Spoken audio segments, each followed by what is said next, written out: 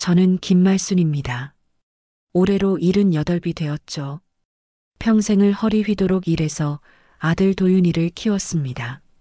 남편이 일찍 돌아가신 뒤로는 정말 혼자였어요. 그때는 하루하루가 전쟁 같았습니다. 새벽 4시에 일어나서 시장에 나가고 밤늦게까지 일했죠. 손바닥에 굳은 살이 박이고 허리가 아파도 참았어요. 도윤이만 보면서 살았습니다. 우리 아들만큼은 제대로 키우고 싶었거든요. 그 힘들었던 시절이 지나고 이제는 손녀만 보는 게 낙이에요. 20살 민재가 저에게는 세상에서 제일 예쁜 손주입니다. 어릴 때부터 할머니 할머니 하면서 따라다녔어요. 지금도 학교에서 돌아오면 제일 먼저 저에게 인사하죠. 도윤이도 이제 52살이 되어서 회사에서 과장으로 일하고 있어요. 착한 아들입니다. 어려운 시절을 함께 겪어서 그런지 저를 많이 챙겨주죠. 며느리 미정이와 결혼한 지도 벌써 20년이 넘었네요. 미정이는 처음에 참 괜찮은 아이였어요. 예의도 바르고 도윤이를 잘 챙겨주었습니다. 저한테도 나름 잘해줬죠. 물론 완벽하지는 않았지만요. 세상에 완벽한 며느리가 어디 있겠어요. 그런데 요즘 들어서 뭔가 이상했습니다. 미정이의 행동이 예전과 달라졌어요. 늘 전화기에 매달려 있더라고요. 밥 먹을 때도 텔레비전 볼 때도 계속 전화만 해요. 누구랑 그렇게 할 말이 많은지 모르겠더라고요. 그것뿐만이 아니었습니다. 화장도 갑자기 진해졌어요. 예전에는 가벼운 화장만 했는데 요즘에는 아침부터 화장을 떡칠하듯 하더라고요. 향수도 독하게 뿌리고 다니고요. 마치 누굴 만나러 가는 것 같았습니다. 옷차림도 변했어요. 집에서 입던 편안한 옷 대신 밖에 나갈 때 입는 옷을 하루 종일 입고 있더라고요. 뭔가 단단히 준비를 하는 것 같은 모습이었습니다. 저는 속으로 의아했어요. 미정이한테 물어봤습니다. 요즘 어디 나가느냐고요. 그런데 대답이 시원치 않았어요. 그냥 친구 만난다. 볼 일이 있다. 이런 식으로만 답하더라고요. 구체적으로 뭐 하는지는 절대 말하지 않았습니다. 도윤이도 눈치를 못 채는 것 같았어요. 아니, 눈치를 채도 모른 척하는 것 같기도 했습니다. 남편들은 원래 그런 게 아닌가 싶었죠. 아내가 좀 변해도 크게 신경 쓰지 않는 경우가 많으니까요. 저는 그냥 지켜보기로 했습니다. 며느리가 뭘 하든 그건 며느리 일이니까요. 괜히 참견했다가 사이만 나빠질 수도 있고요. 하지만 마음 한구석에서는 계속 불안했어요. 뭔가 좋지 않은 일이 생길 것 같은 예감이 들었습니다. 그 예감이 맞았습니다. 얼마 지나지 않아서 정말 큰일이 벌어졌거든요. 지금 생각해봐도 그때 좀 더 적극적으로 나섰어야 했나 싶어요. 하지만 그때는 몰랐습니다. 미정이가 그런 일에 빠져 있을 줄은요. 어느 날 오후였습니다. 저는 부엌에서 저녁 준비를 하고 있었어요. 미정이가 거실에서 전화를 하고 있었는데 목소리가 평소보다 큰 거예요. 어쩔 수 없이 들리더라고요. 처음에는 그냥 친구와 수다 떠는 줄 알았습니다. 그런데 자세히 들어보니 이상했어요. 투자 얘기를 하고 있었거든요. 뭔가를 팔고 있는 것 같았습니다. 언니, 정말 좋은 기회예요. 지금 투자하면 몇 배로 불려드릴 수 있어요. 미정이의 목소리가 들려왔습니다. 저도 이미 시작했는데 정말 돈이 많이 들어와요. 이런 기회 흔하지 않아요. 저는 손에 들고 있던 국자를 놓고 귀를 기울였습니다. 투자라니 우리 같은 평범한 사람들이 뭘 투자한다는 거죠. 게다가 몇 배로 불려준다니 그런 게 세상에 어디 있어요. 미정이는 계속 말했습니다. 월 수입이 얼마든 상관없어요. 적은 돈으로도 시작할 수 있어요. 제가 도와드릴게요. 정말 후회하지 않을 거예요. 전화를 끊은 뒤에 미정이는 또 다른 번호로 전화를 걸었어요. 똑같은 말을 반복했습니다. 투자하면 돈이 몇 배로 불어난다. 좋은 기회다. 이런 말들이요. 저는 점점 불안해졌어요. 잠시 후 미정이가 부엌으로 왔습니다. 저는 모른 척하면서 설거지를 하고 있었어요. 그런데 미정이가 갑자기 말하더라고요. 어머니, 혹시 어머니도 관심 있으시면 말씀해 주세요. 정말 좋은 투자 상품이 있거든요. 저는 깜짝 놀랐습니다. 설마 저한테도 그런 걸 권하는 건 아니겠죠. 미정아, 그게 뭔 소리냐? 투자가 뭐고 상품이 뭐야? 미정이는 눈을 반짝이며 설명하기 시작했어요. 화장품이랑 건강식품을 파는 회사예요. 정말 좋은 제품들이고요. 판매하면 수수료도 많이 받을 수 있어요. 사람들을 소개시켜주면 더 많은 돈을 받을 수 있고요. 저는 바로 알아챘습니다. 다단계구나. 텔레비전에서 본 적이 있었어요. 사람들을 깨워서 돈을 빼가는 나쁜 장사죠. 제품은 핑계이고 실제로는 사람들을 모집해서 돈을 벌어들이는 거예요. 미정아, 그건 안 돼. 그런 건 하는 거 아니야. 저는 단호하게 말했습니다. 그런 거 하면 망해. 사람들한테 피해만 주고. 그런데 미정이의 반응이 예상과 달랐어요. 화를 내더라고요. 어머니는 몰라도 돼요. 시대가 바뀌었는데 아직도 그런 생각을 하시네요. 이건 정당한 사업이에요. 목소리가 점점 커졌습니다. 요즘 세상에 월급만 받아서 어떻게 살아요? 이렇게 투자를 해야 돈을 벌 수 있는 거예요. 어머니도 나이가 있으시니까 미래를 생각해야죠. 저는 어이가 없었어요. 며느리가 저한테 이런 식으로 말하다니요. 게다가 다단계를 정당한 사업이라고 하다니요. 정말 깊이 빠진 것 같았습니다. 미정아, 정신 차려. 그런 거 하면 안 돼. 저는 한 번 더 말했어요. 다른 사람들한테도 그런 소리 하지 마. 하지만 미정이는 들으려 하지 않았어요. 어머니는 정말 모르시네요. 시어머니 세대하고는 달라요. 저는 제 방식으로 살 거예요. 그날 저녁 도윤이가 집에 왔을 때 저는 고민했어요.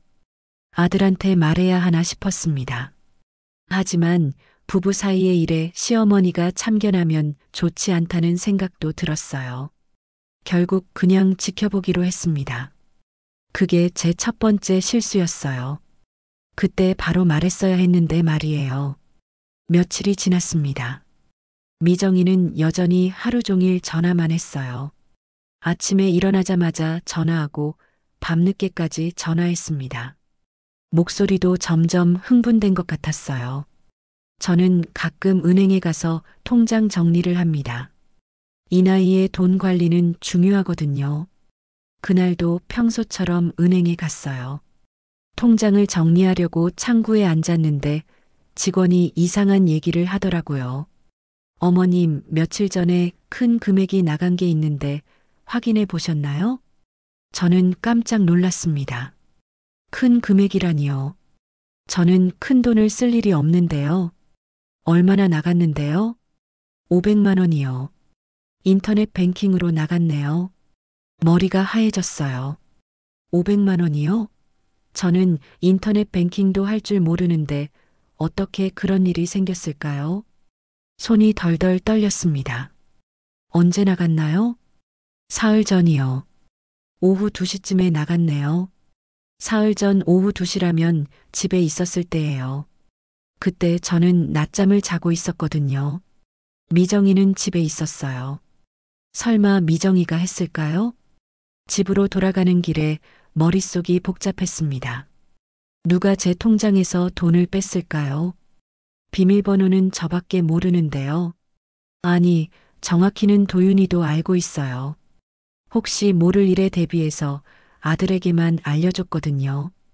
그런데 도윤이가 제 돈을 빼갈 이유는 없어요. 필요하면 말할 텐데요. 그럼 누가 했을까요? 점점 불안해졌습니다. 집에 도착해서 미정이한테 물어봤어요. 미정아, 혹시 내 통장에서 돈 나간 거 아니? 미정이는 당황하는 것 같았어요. 잠깐 눈을 깜빡이더니 이렇게 말했습니다. 어머니 돈요? 왜 갑자기 그런 말씀을 하세요?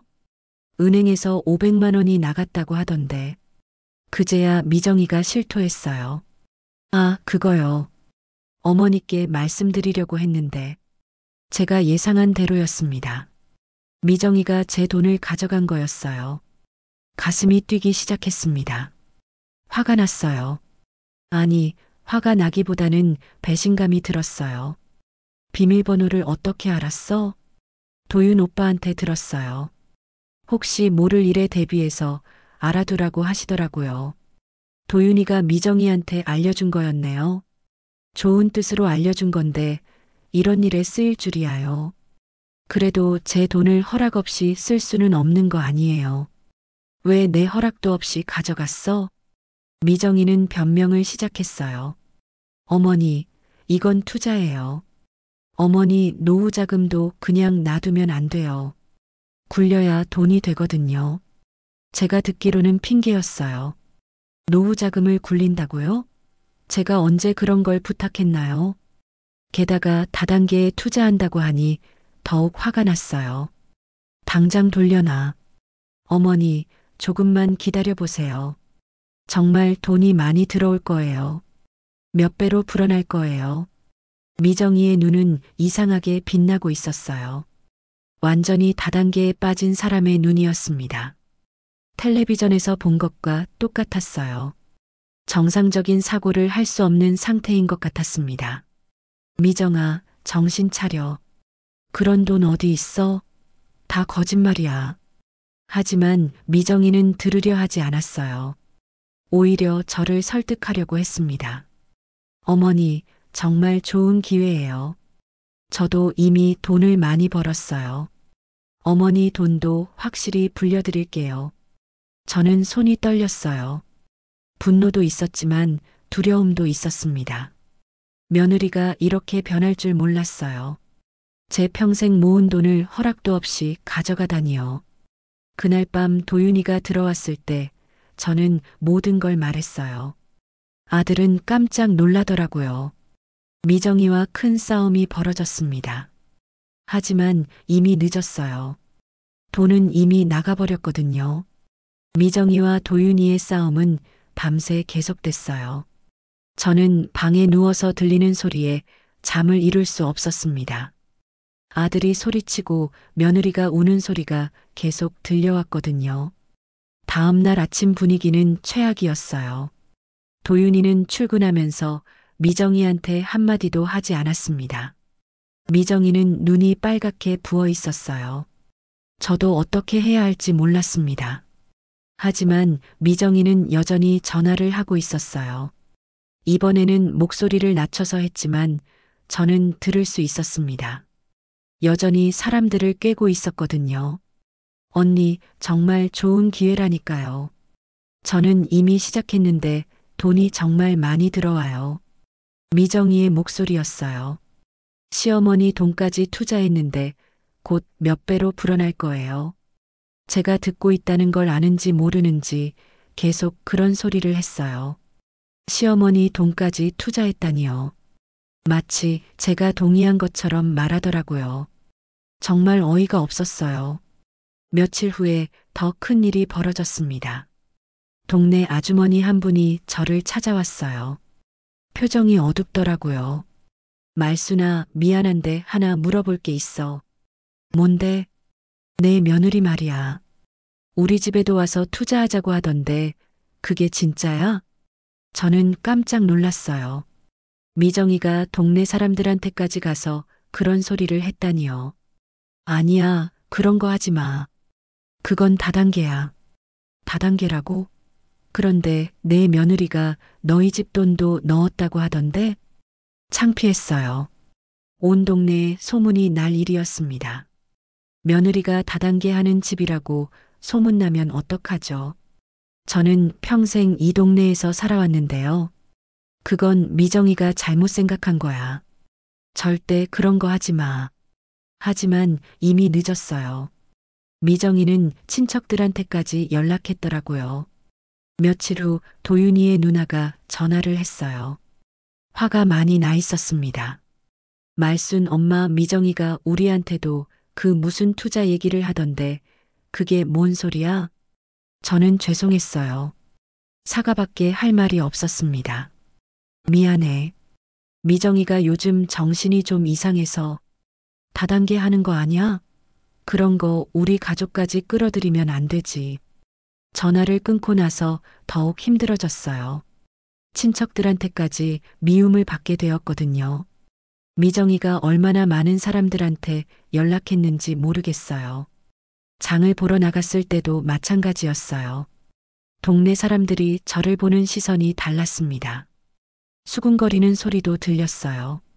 저 집 며느리가 다단계 한다더라. 시어머니 돈까지 빼간다던데? 요즘 젊은 것들은 정말 뻔뻔해. 저는 고개를 들 수 없었어요. 평생 성실하게 살아왔는데 이런 소문에 휩싸이게 되다니요. 며느리 때문에 제가 창피를 당하고 있었습니다. 집으로 돌아오는 길에 만난 이웃 아주머니가 말했어요. 말순아, 며느리 단단히 타이르고 다녀라. 그런 거 하면 온 가족이 망해. 저는 눈물이 날 것 같았어요. 하지만 참았습니다. 집에 와서 미정이한테 말했어요. 미정아, 이제 그만해. 동네 사람들이 다 알고 있어. 하지만 미정이는 여전히 들으려 하지 않았어요. 어머니, 사람들이 뭐라고 하든 상관없어요. 이건 진짜 좋은 기회예요. 완전히 정상적인 판단력을 잃은 것 같았어요. 저는 이제 정말 어떻게 해야 할지 모르겠더라고요. 상황은 더욱 악화됐습니다. 미정이는 점점 더 깊이 빠져들고 있었어요. 집에 있을 때보다 밖에 나가 있는 시간이 더 많아졌습니다. 아침 일찍 나가서 밤늦게 들어왔어요. 도윤이는 스트레스 때문에 얼굴이 많이 상했어요. 회사에서도 집중이 안 된다고 하더라고요. 부부 사이는 완전히 냉랭해졌습니다. 말도 안 하고 지냈어요. 그러던 어느 날이었습니다. 민재가 학교에서 돌아왔는데 표정이 이상했어요. 평소 같으면 할머니 할머니 하면서 제게 달려왔을 텐데 그날은 그냥 자기 방으로 들어가더라고요. 저는 이상해서 민재 방에 갔어요. 문을 두드렸더니 작은 목소리로 들어오라고 했습니다. 들어가 보니 민재가 책상에 엎드려서 있었어요. 민재야, 무슨 일이야? 민재가 고개를 들었는데 눈이 빨갛더라고요. 울었나 봅니다. 제 마음이 아팠어요. 우리 손주가 왜 울고 있을까요? 할머니, 민재가 작은 목소리로 말했어요. 학교에서 애들이 그러는데, 뭐라고 하는데? 우리 집이 다단계 하는 집이라고 해요.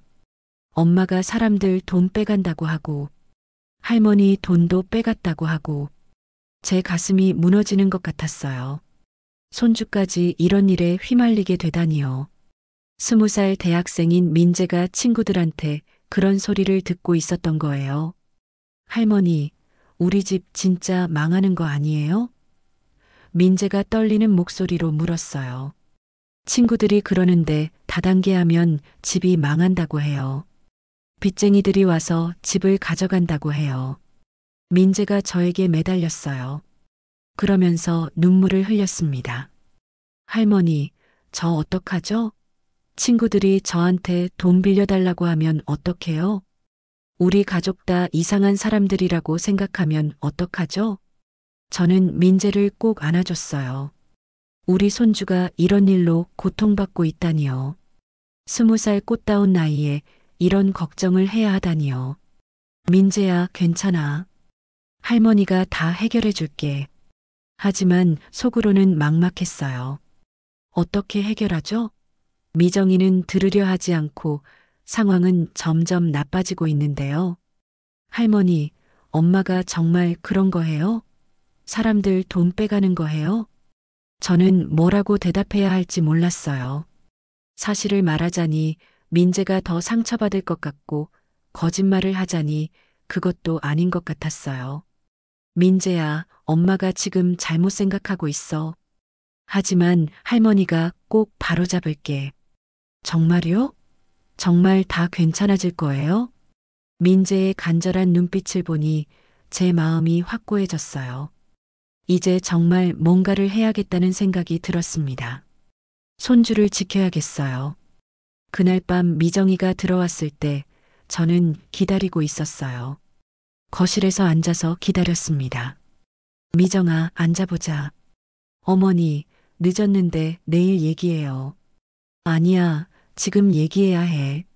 미정이가 마지못해 앉았어요. 저는 차분하게 말했습니다.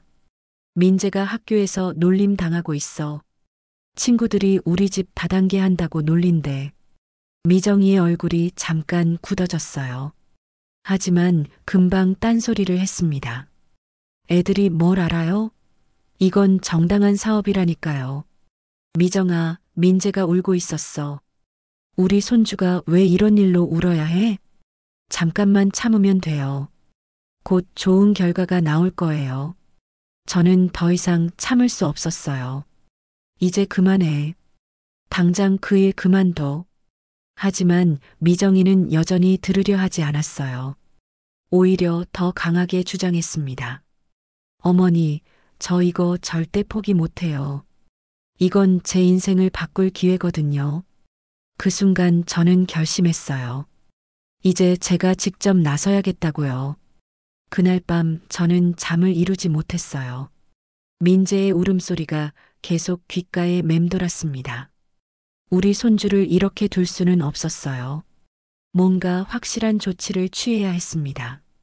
다음 날 아침 일찍 일어나서 혼자 생각해 봤어요. 미정이를 말로는 설득할 수 없을 것 같았습니다.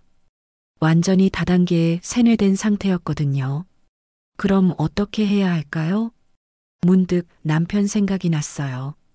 남편이 돌아가시기 전에 저한테 말한 게 있었거든요. 말순아, 나중에 정말 어려운 일이 생기면 방 장롱 뒤를 보라고 했잖아. 그때는 무슨 소리인지 몰랐어요. 남편이 아픈 상태에서 하는 헛소리인 줄 알았습니다. 하지만 지금 생각해보니 다른 뜻이었을 수도 있겠더라고요. 미정이와 도윤이가 모두 나간 후에 저는 방으로 갔어요. 장롱을 조심스럽게 옮겨봤습니다. 혼자서는 힘들어서 조금씩 밀었어요.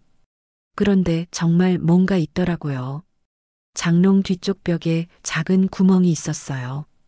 손을 넣어보니 뭔가 만져졌습니다. 꺼내보니 작은 상자였어요.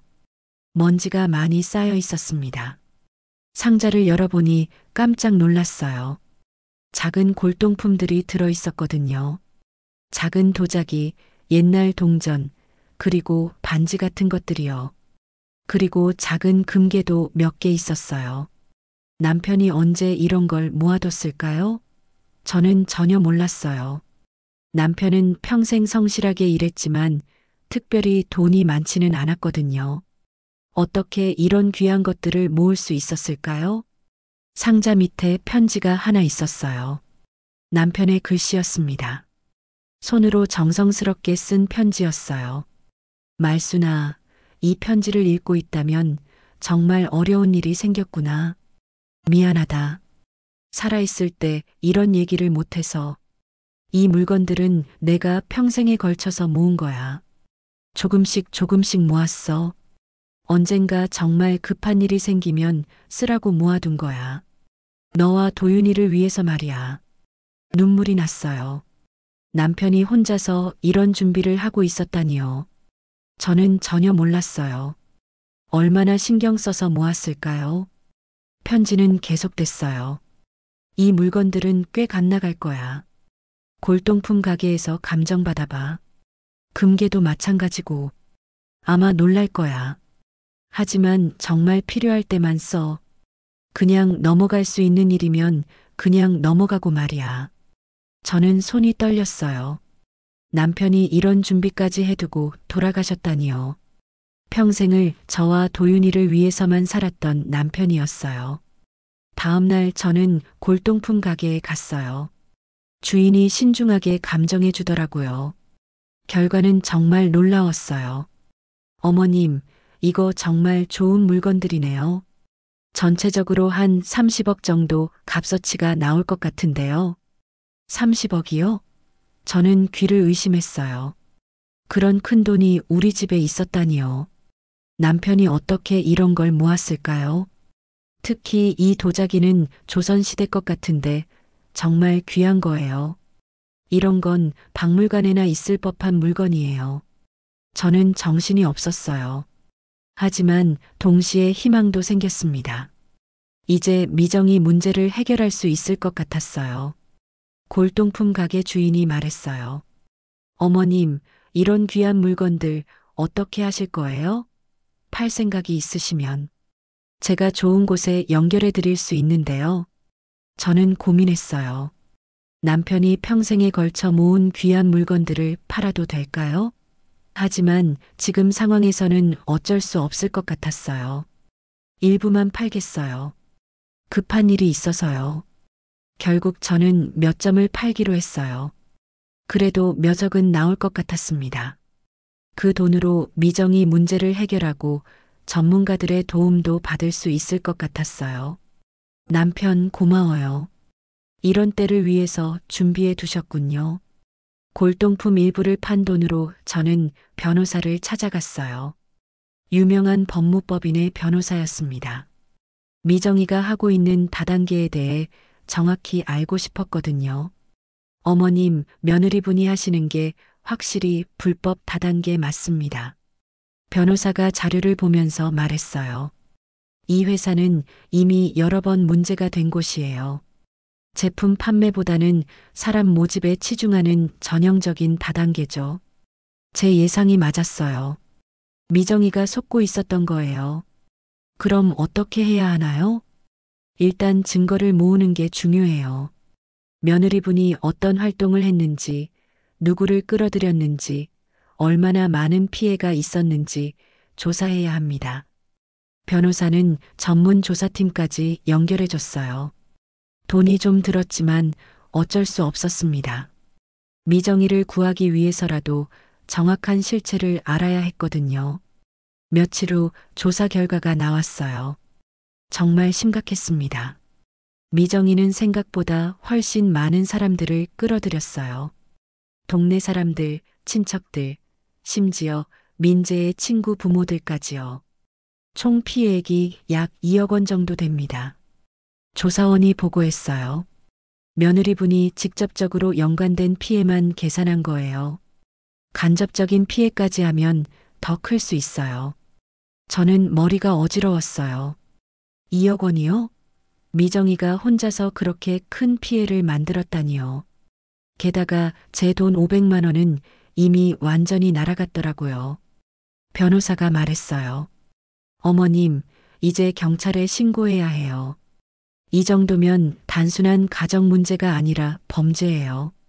하지만 저는 망설여졌어요. 며느리를 경찰에 신고한다니요. 아무리 미정이가 잘못했어도 가족인데 그럴 수 있을까요? 며느리분을 구하려면 오히려 이게 맞는 방법일 수도 있어요. 지금처럼 계속 두면 더 큰 피해가 생길 수 있거든요. 결국 저는 신고하기로 했어요. 마음이 아팠지만 어쩔 수 없었습니다. 미정이를 위해서도 피해자들을 위해서도 해야 하는 일이었어요. 경찰 조사가 시작됐어요. 미정이는 처음에 부인했지만 증거가 너무 명확했습니다. 결국 모든 걸 자백했어요. 법정에 선 미정이는 처참했어요. 예전의 자신감은 온데간데 없고 눈물만 흘리고 있었습니다. 죄송합니다. 정말 돈을 벌 수 있을 줄 알았어요. 이렇게 될 줄 몰랐어요. 하지만 이미 늦었어요. 너무 많은 사람들이 피해를 봤거든요. 판사도 엄중하게 판결했습니다. 피고는 다단계 사기에 가담해서 많은 피해자를 양산했습니다. 특히 가족의 돈까지 무단으로 사용한 것은 매우 중한 죄입니다. 미정이는 실형을 선고받았어요. 2년 6개월이었습니다. 도윤이는 법정에서 큰 소리로 울었어요. 제 마음도 아팠지만 어쩔 수 없었습니다. 엄마, 정말 죄송합니다. 도윤이가 제 손을 붙잡으며 울었어요. 제가 미정이를 제대로 관리 못해서 이런 일이 생겼어요. 엄마 돈도 지켜드리지 못하고 저는 아들을 위로했어요. 도윤아, 내 잘못이 아니야. 이제라도 바로잡힌 거야. 피해자들에 대한 배상도 해야 했어요. 다행히 제가 남편한테 받은 유산이 있어서 가능했습니다. 모든 피해자들에게 원금을 돌려드렸어요. 동네 아주머니가 찾아와서 말했어요. 말순아, 고마워. 내가 아니었으면 우리 돈 다 날릴 뻔했어. 그제야 조금 마음이 놓였어요. 비록 며느리를 잃었지만 더 큰 피해는 막을 수 있었거든요. 미정이가 교도소에 들어간 후 집안은 조용해졌어요. 처음에는 어색했습니다. 오랫동안 시끄럽던 집이 갑자기 조용해지니까요. 하지만 점점 평화로워지는 느낌이었어요. 도윤이는 많이 상심했어요. 아내가 감옥에 들어간 충격이 컸거든요. 하지만 시간이 지나면서 오히려 홀가분해하는 것 같기도 했어요. 그 모든 스트레스에서 벗어났으니까요. 민재도 마찬가지였어요. 학교에서 더 이상 놀림 당하지 않게 되었습니다. 친구들도 이제 우리 가족을 다르게 봤어요. 할머니가 며느리의 사기를 막았다는 이야기가 퍼졌거든요. 할머니, 정말 대단해요. 민재가 말했어요. 할머니가 아니었으면 우리 집 정말 망했을 뻔했어요. 동네 분위기도 바뀌었어요. 처음에는 저희를 수상하게 보던 사람들이 이제는 오히려 고마워했습니다. 제가 미정이의 사기를 막아서 더 큰 피해를 방지했다는 걸 알았거든요. 장을 보러 나갔을 때 만난 아주머니가 말했어요. 말순이 참 잘했어. 쉽지 않았을 텐데 용기 내서 며느리까지 신고하다니. 덕분에 우리가 더 큰 피해 안 봤어. 저는 쑥스러웠어요. 별거 아닌 걸 가지고 그러시냐고 했지만 속으로는 뿌듯했습니다. 제가 한 일이 의미가 있었구나 싶었어요. 미정이는 교도소에서 편지를 보내왔어요. 정말 반성하고 있다는 내용이었습니다. 어머니, 정말 죄송합니다. 제가 정신이 나가서 그런 일을 저질렀어요. 어머니 돈도 무단으로 쓰고 온 가족을 힘들게 하고 정말 후회하고 있습니다. 저는 답장을 썼어요. 화가 났던 것도 사실이지만 이제는 많이 가라앉았거든요. 미정아, 이제 정신 차리고 새로 시작하자. 나올 때까지 기다릴게. 도윤이한테도 말했어요. 아들아, 미정이가 나오면 다시 받아줘야지. 사람이 실수할 수도 있는 거야. 엄마, 정말 괜찮으세요? 엄마한테 그렇게 피해를 줬는데. 괜찮아. 가족이잖아. 사실 저도 많이 배웠어요. 그냥 조용히 넘어가려고 했던 제가 잘못이었을 수도 있거든요. 문제가 생겼을 때는 적극적으로 대처해야 한다는 걸 깨달았습니다. 남편이 남긴 유산도 잘 관리하기로 했어요. 일부는 팔았지만 나머지는 그대로 보관해 두었습니다. 언젠가 또 필요한 일이 생길 수도 있으니까요. 어느 날 저녁 민재와 함께 조용히 국수를 끓여 먹었어요. 따뜻한 국수 한 그릇이 이렇게 맛있을 수가 없더라고요. 평범한 일상이 얼마나 소중한지 새삼 느꼈습니다. 할머니, 이제 정말 다 괜찮아진 거죠? 민재가 물었어요. 그래, 이제 다 괜찮아. 창밖을 보니 해가 지고 있었어요. 참 예쁜 노을이었습니다. 며느리가 다단계에 빠져서 정말 지옥 같은 나날을 보냈어요. 온 가족이 힘들었고 동네에서도 손가락질 받았습니다. 하지만 끝내 무너진 건 제 삶이 아니었어요. 미정이의 탐욕이었습니다. 저는 끝까지 가족을 지켜냈고 더 큰 피해도 막았어요. 남편이 남긴 유산으로 모든 문제를 해결할 수 있었습니다. 마지막에 웃은 건 저였어요. 78배 할머니가 며느리의 사기를 막아낸 거죠. 쉽지 않은 일이었지만 해낼 수 있었어요. 지금 생각해보면 모든 게 의미가 있었던 것 같아요. 힘들었지만 가족의 소중함을 다시 깨달았고 문제에 적극적으로 대처하는 법도 배웠습니다. 그리고 무엇보다 제가 생각보다 강한 사람이라는 걸 알았어요. 민재가 말했어요. 할머니, 저도 할머니처럼 강한 사람이 되고 싶어요. 저는 웃으며 대답했어요. 민재야, 넌 이미 충분히 강해. 할머니를 닮았잖아. 그날 밤 잠자리에 들면서 남편한테 말했어요. 여보, 고마워요. 당신이 남겨준 것들로 가족을 지킬 수 있었어요. 이제 정말 마음이 놓여요. 창밖에는 별이 반짝이고 있었어요. 내일은 또 어떤 하루가 될까요? 평범하고 조용한 하루이면 좋겠어요. 그런 일상이 얼마나 소중한지 이제 알았거든요. 저는 김말순입니다. 78살의 할머니이지만 아직 포기하지 않았어요. 가족을 지키기 위해서라면 뭐든지 할 수 있어요. 그게 제가 이번 일을 통해서 깨달은 가장 중요한 교훈이에요.